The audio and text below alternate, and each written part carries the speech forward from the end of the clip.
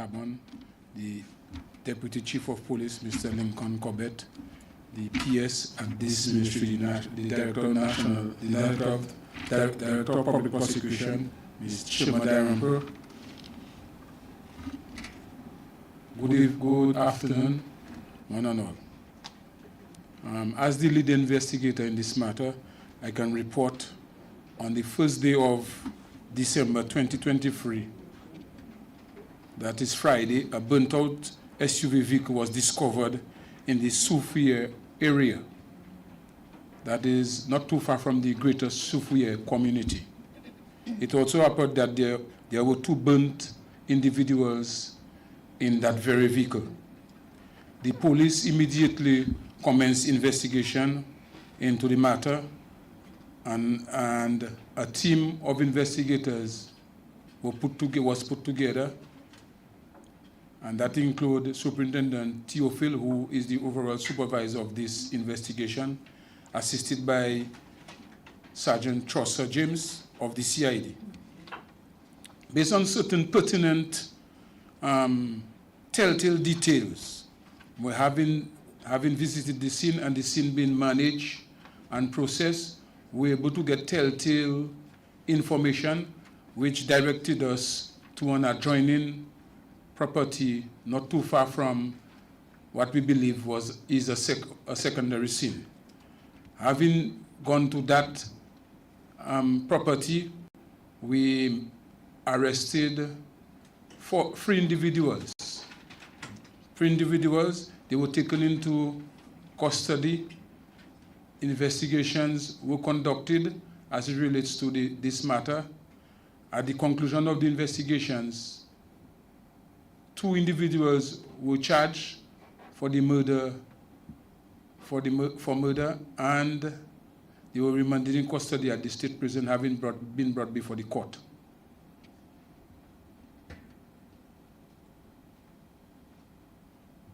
Investigations are still ongoing as we speak, and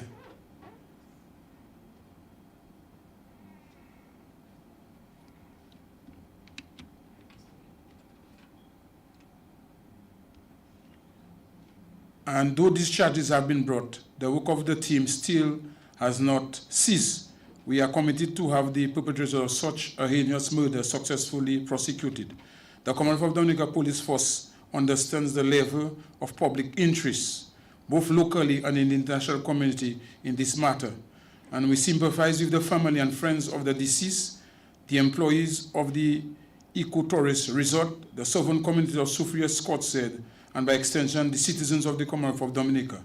On behalf of the Commonwealth of Dominica Police Force, I say that we are devoted to having justice served in this matter. Thank you.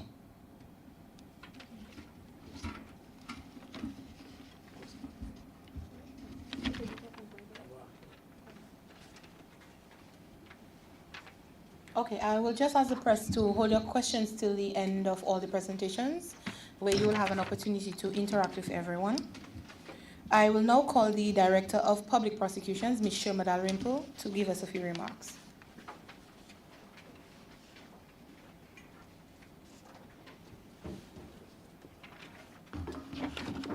Good afternoon, all. On the 6th day of December 2023, 2 murder charges were brought against the 2 accused, Jonathan Lair and Robert Thomas Snyder, for the murders of Daniel Langwa and Dominic Marchand.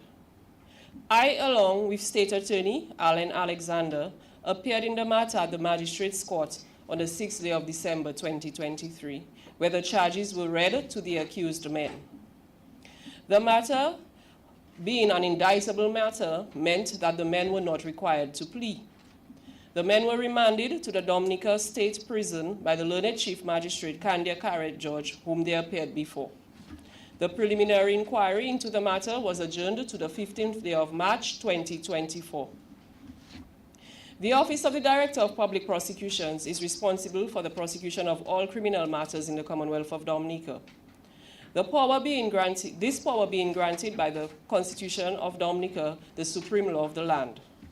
We fully understand the public interest which has been generated in respect of this matter. However, we will remain within the confines of the law and err on the side of caution by not disclosing any intrinsic and evidential details of the charges before the court. We, however, are permitted to tell you, the public, that we hold strongly to our prosecutorial duties and are working tirelessly to ensure that justice is served in this matter. The preliminary inquiry will be prosecuted by the Office of the Director of Public Prosecutions, and we intend to employ the necessary legislation to have the preliminary inquiry commenced on the adjourned date. We at the Office of the Director of Public Prosecution extend our heartfelt sympathy to the family and friends of the deceased, the employees of Kulibi Ridge, the southern communities of Soufriere and Scott's Head, and by extension, the citizens of the Commonwealth of Dominica. We assure you that we are working within the confines of the rule of law in the pursuit of justice.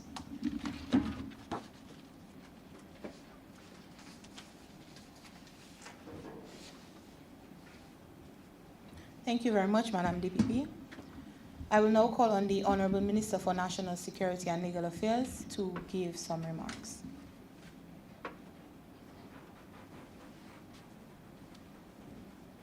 Thank you. Good afternoon. Good afternoon. Permanent Secretary in the Ministry of National Security and Legal Affairs, Director of Public Prosecution, Ms. Darampo, Chief of Police, Deputy Commissioner of Police.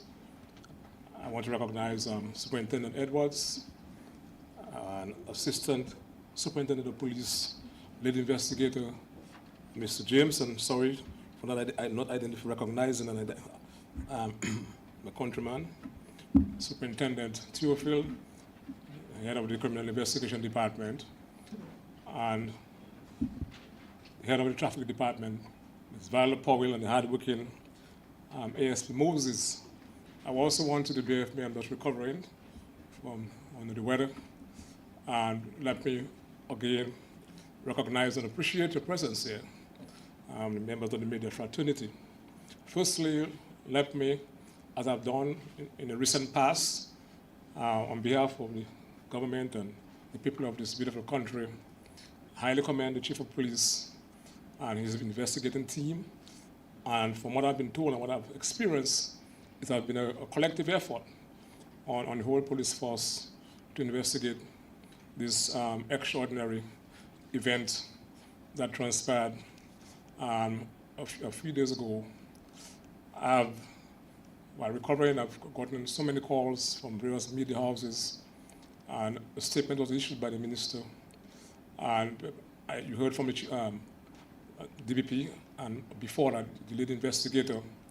Whereas we are committed to ensure that information is shared with the public, but matters like that, we have to be very careful that when you have a live investigation, that you do not divulge too much that can actually affect and undermine the integrity of the investigation. More so, two people being charged, as I've heard from the lead investigating officer and the DPP. You have to also be further concerned about not putting out to the public domain information that can be construed to be pre-trial information, and that in itself can be fatal to the eventuality that we want or to achieve insofar as ensuring that justice is actually served. I, as you've seen, the officers over here represent the finest of this beautiful country. And this administration, led by our Prime Minister, is committed to ensuring that we provide the police force with all the resources needed to investigate matters on all fronts. I want to say further that, as you heard from the lead investigator, that we will continue to ensure that everything is done to ensure that the people who are responsible are brought to justice. I'm confident that the officers have done the best thus far, and you can see that we have tremendous talent in the police force. As you may have heard before when I spoke, we had made an immediate on the same day of this the alleged commission of this crimes, with the Canadian High Commissioner, and asking, also expressing or regret on the behalf of the people of Dominican government, and at the same time making a request for investigative support. And so far, some tremendous work is being done in that regard. Up to today, from what I've been informed, there was a conference call. Is that so, Chief? And putting a team together to come to Dominica with various expertise in the area of forensics, et cetera, et cetera. Now, I want to say further, so we're confident that we'll do everything that needs to be done to ensure every dot is taken care of and to ensure that there's an airtight case. So we're not going to go into any fundamental details into the case because that is left. People deserve a fair trial. And the intention is to bring out information, but is not to have a media circus or, that could cause tremendous damage to the case. We are approaching the Christmas season, and it's important, therefore, that we continue to exercise, firstly, observe our own individual security, and to do what we are supposed to be doing as individuals. You may have heard of the recent incident at the St. Joseph Police Station. And I want to say, whereas I am in total support of the police, and when I got the report from the Chief of Police, I did not want to tell you what I responded to him. There is absolutely no reasonable excuse or explanation for what transpired at the St. Joseph Police Station. And it's a situation whereby we should remove our political caps and look at those issues as very serious national issues. And I can say to you that your government is taking that matter very seriously. An investigating officer in the person of the head of the CID was assigned to investigate by the Chief of Police.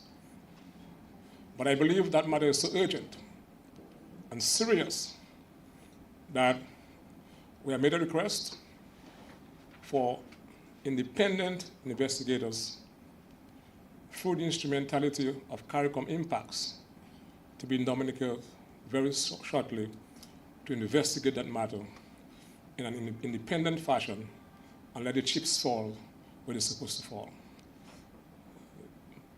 The police is charged to protect and serve, and the public must be assured that that is being done. And that is all I will say on this matter for now, and to say further that, as I've said, it's just like when you have a saw, a bobo, and no plaster can be placed on it. That is how I characterize what transpired at the St. Joseph Police Station. And I'm very upset about this occurrence. I want to say further that this is happening at a time when, as you know, we had actually introduced a gun amnesty program in our fight to rid the streets of illegal firearms. I just returned about 2 weeks ago from a 1-week conference where we are collaborating with our international partners, namely the US and others, to put an action plan in place to deal with the whole issue of illegal firearms within the Caribbean front.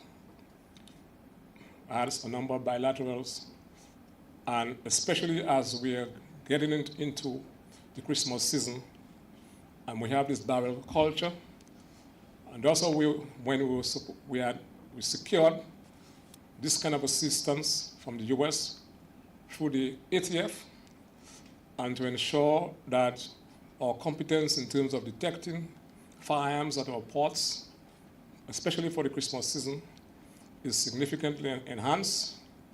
I will not go into details, and insofar as the ability to detect firearm and explosive, we have been assisted in that regard, and the asset that we need, along with the handler, is on island as we speak. And at the same time, these things happen at the St. Joseph Police Station. it actually, although I'm already recovering, I almost collapsed when I heard that. We're also ensuring that, but as we explained, that we have to deal with the whole issue of illegal firearms coming into the Caribbean islands from the US ports, from the point of origin. This is important, because we do not manufacture firearms in the region. The firearms are coming in from a certain point of origin. And so we have been able to ensure, and we're working with the law enforcement agencies, namely US Customs and ATF, to ensure that packages coming into Dominica are also screened. And then we also have, as I said just now, the increased support based further to what we have done in terms of the installation of X-ray machines. We have the support of the ATF, and we have, of course, a dog is trained to detect explosive and firearm, and the currently in Ireland also to do that. I'm not going to the fundamentals as to how the operations will be done. I want to commend the Chief of Police and the Controller of Customs who are coordinating the logistics in that regard. These are all the things that your government has been able to do behind the scene to ensure that we augment our level of competence insofar as detection is concerned. What we have also done, as I said in the last press conference, is to establish a national mechanism, investigative mechanism, comprising the police, the Financial Intelligence Unit, and the Customs and Excise Division. And of course, that mechanism was brought into action in the last ongoing investigations that we are now, the police, along with the other law enforcement agencies, are now pursuing in a collective effort. My final intervention there, that I made reference a while ago on the whole issue of the gun amnesty program, which, as you know, that the timeline has expired. It was done in a demonstration of good faith and actually placed the onus on us, Dominicans, to use our good selves and wisdom and to do what is honorable and noble and to surrender illegal firearms. Only three rebutted. I want to report. One may say it was not significant, but it is free of the street. And no one therefore can blame the state for going to Parliament and enacting very serious pieces of legislation. And if you were to be caught with an illegal firearm, that you're sending yourself to jail for a very long time. We are now working, as I've said, at the firearms laws and also the Bail Act and all those other pieces of legislation that can strengthen our legal regimes to make it more difficult for people when they're caught to be walking in the street freely. So I call on us again as we move to the Christmas season. When we drive, we should not drink and drive. And to do what we do in terms of enjoying the spirit of man, alcohol, in the highest degree of moderation.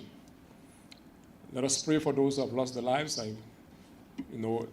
Last week was a bad week for us, and we had some very tragic incidents resulting in the passing of people that we know very well.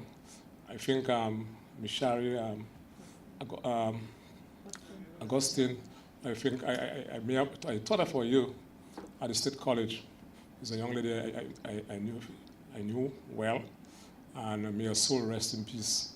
Thank you very much. And the floor is open, and ask questions, but be guided by the template that was laid earlier on by the DPP and the lead investigator and myself. Thank you very much.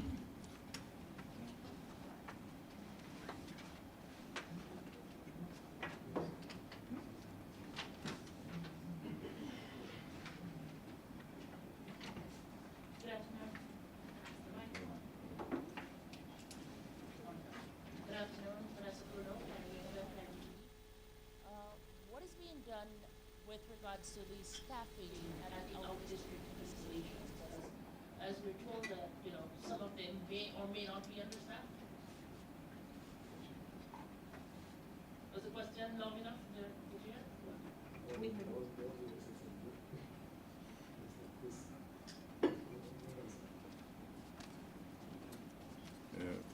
Thank you very much for this question. I can say most, if not all, our stations, our district police stations, are understaffed. And to give an example, when I worked in Granby between 1993 and 2000, we had 15 officers stationed there. Now we have about 9. Just to give an example. So, yes, some of our district stations are understaffed. So in terms of staffing these districts, are you looking at a new recruit drive? Yes, we are on the recruiting stage. We are catering for 55 recruits. So far we have, I can say, about 44. And hopefully we get to the 55 and training should start very soon.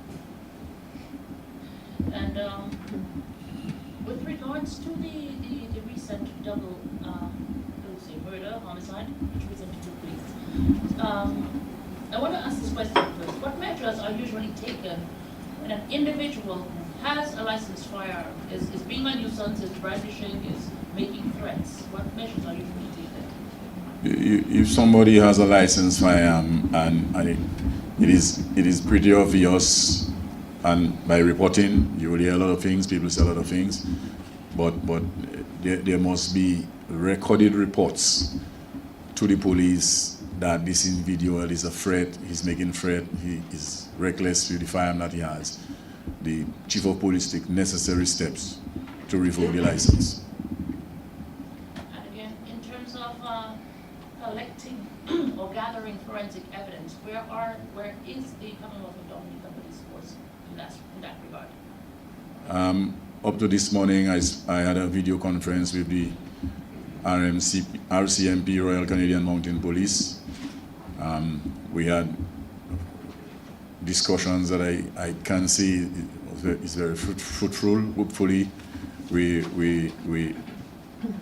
before I say that, we've done tremendous work with our crime scene, the evidence that we collected, and so we're collaborating to have whatever samples we have, whatever evidence we collected, some of which we will forward to them, they'll analyze, and they will come down and do further analysis. If I may just elaborate on that question, I was asking, like, is our police force capable of gathering their own forensic evidence at this stage? No, we can gather samples. We gather samples. Yes. We cannot analyze. We cannot do the DNA analysis, we cannot do the forensic analysis, but we can gather the samples. Thank you. Yes.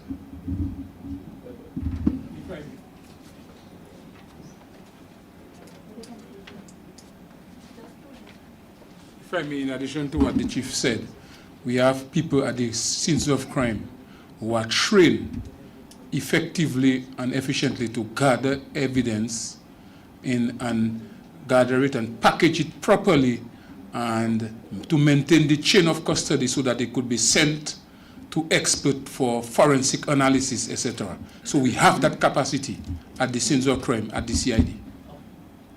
Very well.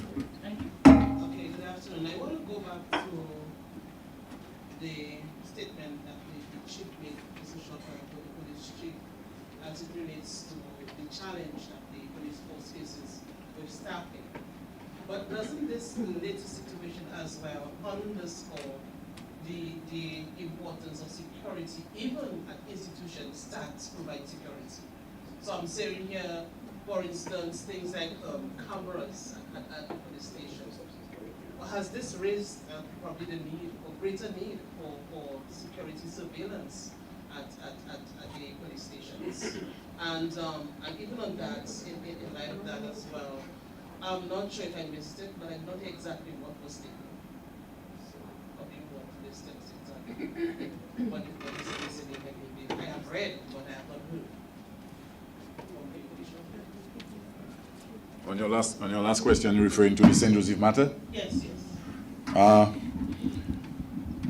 For transparency's sake, I can confirm that a total of 9 firearms were stolen from the St. Joseph police station, 6 of which are assault rifles.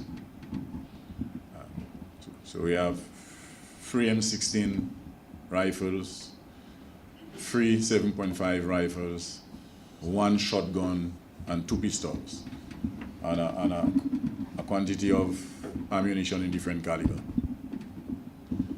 that was stolen from the Granby police, from the St. Joseph police station. Sorry. Like Granby, right? You love Granby. It's seriously. Chief, the St. Joseph police station is under reconstruction. We seem to have had a chain of events leading to this last one. Firebombing of the police station, the vehicle being firebombed. People are saying that what happened seemed to have been coming because the police station is under construction, the armory and the civilians go in and out, and there's no inspector there because you ought to have an inspector at the St. Joseph police station, right? That is correct. Right. So where would you have gone wrong in ensuring that proper security would have been maintained, given the fact that we've had 2 serious incidents at that police station? As it relates to the area inspector for the St. Joseph area, recommendations were forwarded to the appropriate authority to have an inspector there, albeit in an acting capacity. I will say also that, and that is in relation also to the question that the media personnel from DBS asked. The best system of security, especially at a police station that provides security and safety to the public, are police officers themselves.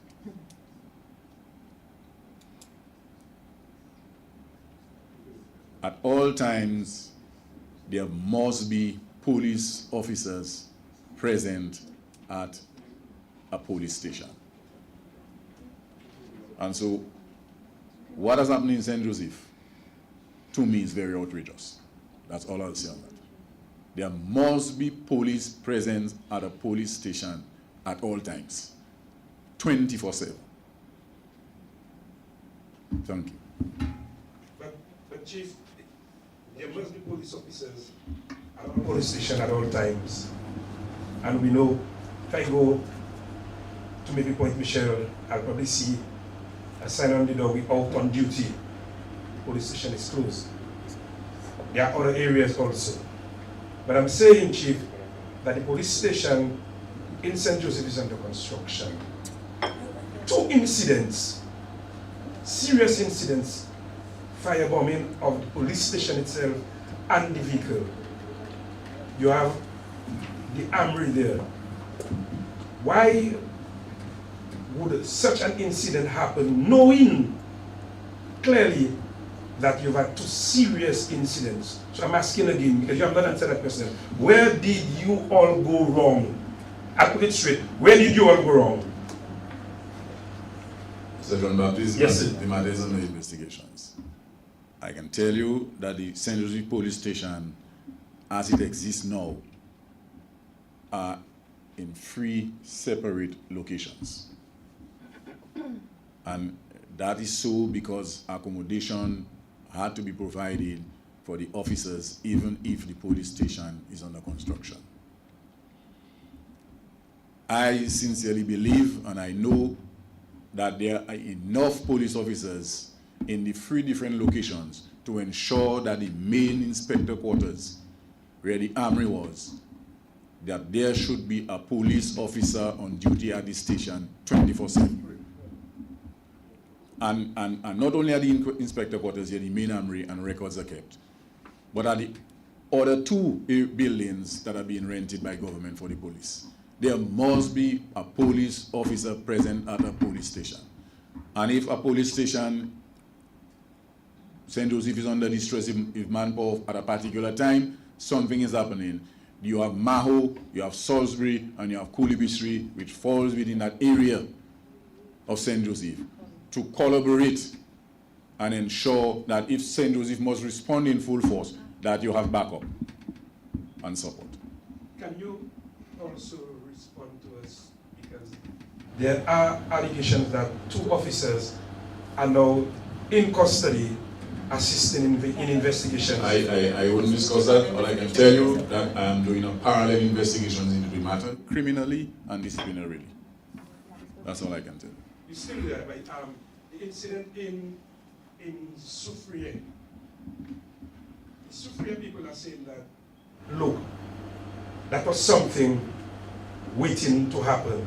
Many reports were made, and I'm not, because you probably would know that many reports were made at the Soufrière police station about threats by the individual who is now one of the individuals charged with murder. And the Soufrière Gallion people are saying that despite many reports being made, absolutely nothing was done by the police to assist them in that regard. Can you respond to that, sir? I did a follow-up on that because I heard reports of that. And I can tell you that one report was recorded in the Soufrière police station diary, and that is a report of preventing someone from accessing a road there. And the other report speaks about the taking of a watch.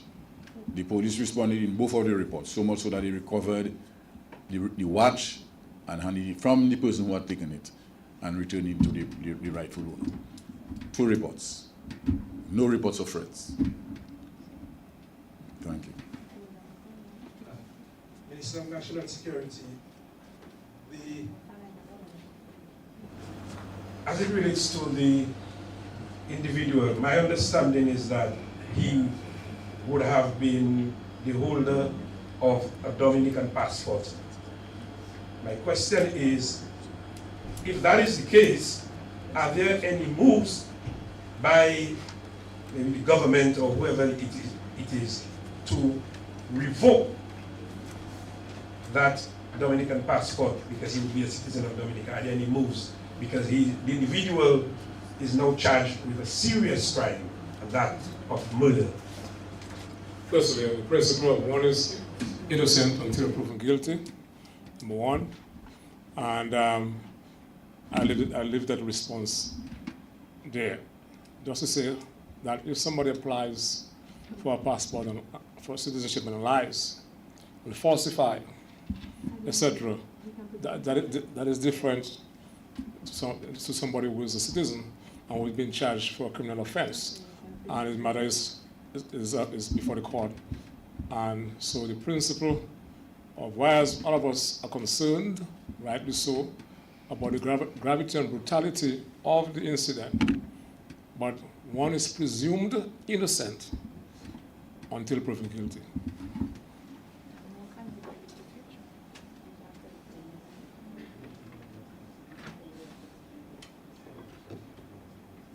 Do we have any other questions? Question for the chief of police.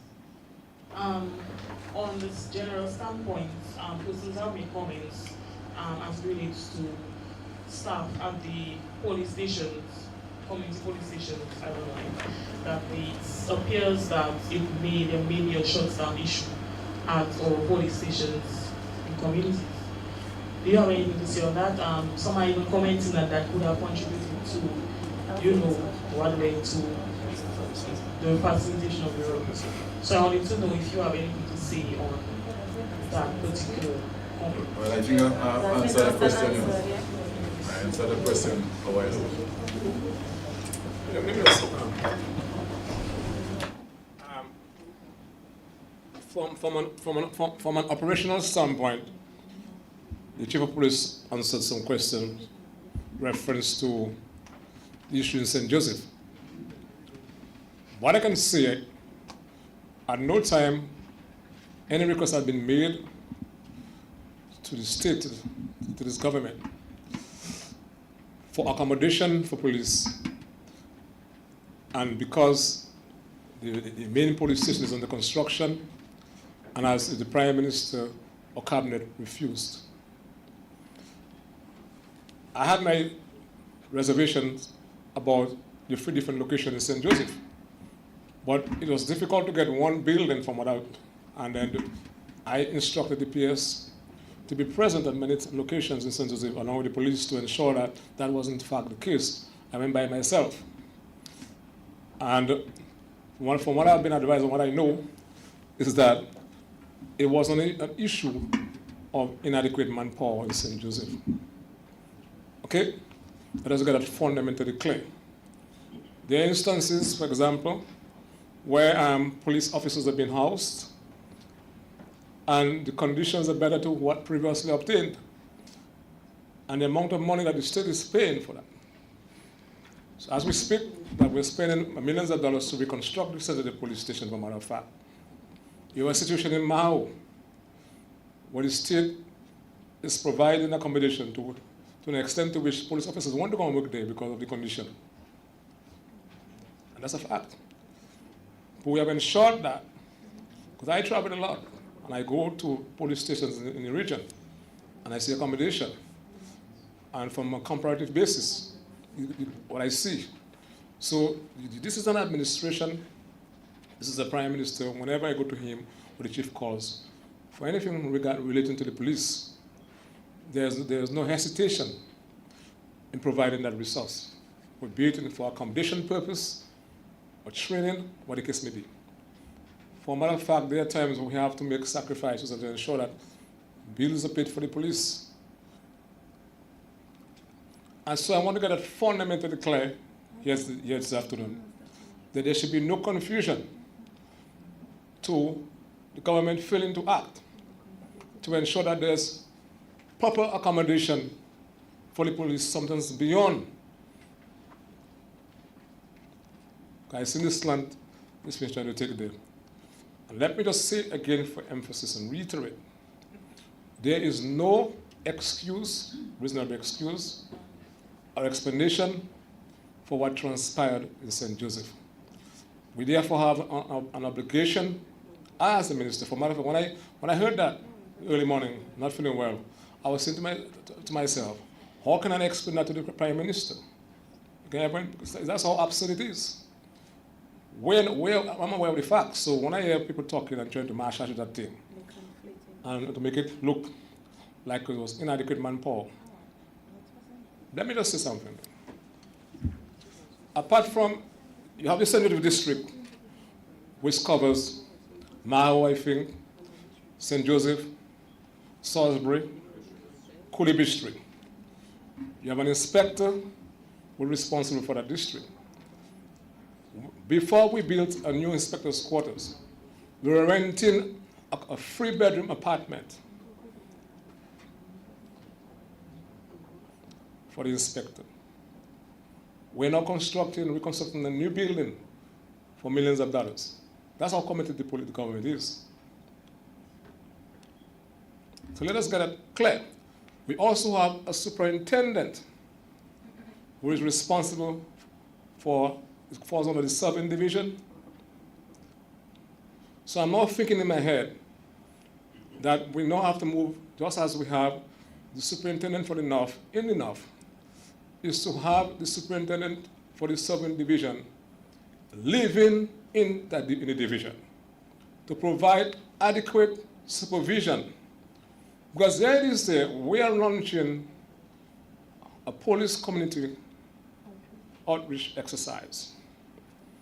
Coming from the last conference we had a week and a half ago, one of the elements that was highlighted for reading the streets of illegal firearms, within the firearms action plan and the roadmap that was outlined through the instrumentality of the US and the United Nations and impacts. Community policing was right up there. It is important for the police to get itself more involved in the community. That is the only way you can reduce or prevent crime. And that is what I'm very passionate about this thing, and we have been going out there. And the reason why we have not continued exercise is because that I was down and still recovering with the flu. I was the police. The chief and myself worked together. He met me there, he left me there, said it. Powell, when I left to go and get into politics, they were crying, and Edwards. You see? And we would pack the vehicle and walk to go all the way to Wall House. And then hit the bay and search every boat. That is policing. Hard work. You cannot be a police officer residing in a station and going to the community when a report is made. And although we are plainclothes officers, we did island-wide patrol. And that is what we have to bring back to give the people that level of confidence in the police. Is hard work. You have to be part of the community. The community will only share information with you if there's an element of trust, and there can be only if you're in love with somebody you see, you're not coming by the person, or the person can trust you. Even that making sense? Yeah, boyfriend, or girlfriend, and the person Dominica, or you not come by each other, or you trust each other. Then. There's nothing like in Dominica having a relationship by cell phone, etc., on social media. It's just how human beings behave.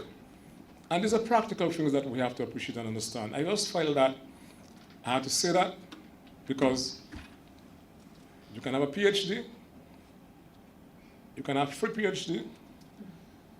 Policing is policing. A degree by itself doesn't make you a better police officer. You have to have the passion to serve, the commitment to serve. And that is what we're striving for. Thank you. I'm still at it. I'm happy, Mr. Blackmore, that you made some very, very interesting points. And I'm hoping that my police officers from Point Michel will be listening, because of late we've had a spate of burglaries in the community of Point Michel, and we just cannot solve it. At least 7 of them from 2 a.m. and we just don't know what is going on. I'm sure you are aware of that. So what have yes to hear, let them hear. Because Mr. Blackmore said it. Park the vehicle and patrol the community. I want to ask a question as it relates to the second individual arrested. We're trying to find out, in terms of the length of time that individual was in Dominica, that is Robert Thomas Snyder Jr. When did he arrive in Dominica? Because a lot is being said. If you can maybe tell us, because you would have that information, when that individual arrived in Dominica, and if that individual came via the proper channel into the country.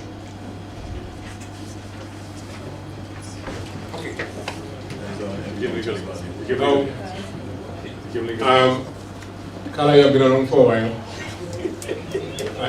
From what I've been reading from your publications, you seem to be very competent and very bright. Some of the issues that you actually just raised are evidential value issues, and they can be characterized or construed as spiritual information, which will be fatal to the possible outcome of this matter. And we're not there to get into a movie or theater. This is a very serious issue, And the question put forward, therefore, must be consistent with that level of seriousness that we know you to be part of and quite competent of so doing. Thank you, Don.